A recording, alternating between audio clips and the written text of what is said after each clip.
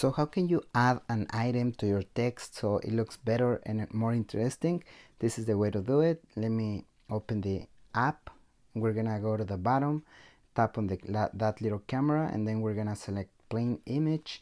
I'm gonna go for white and then use. Once I'm there, I'm just gonna add one text, and you can tap right here on bottom on the top, and then you're gonna see this little menu.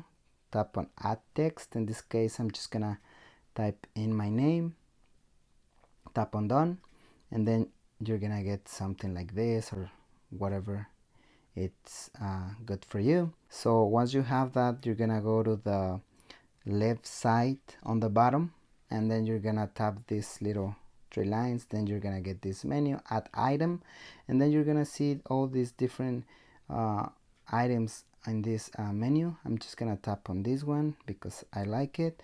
I'm just gonna add this one, and then if I want to add another item, I'm just gonna go to the same menu, and it's gonna be the same process. And you also have like the opposite of this one, so I'm just gonna select the first one, and it's gonna be the opposite. And as you can see, you're gonna make your text looks better, and you can change size and all that stuff. So you can give it like another view, you can put it behind, at front, whatever you like.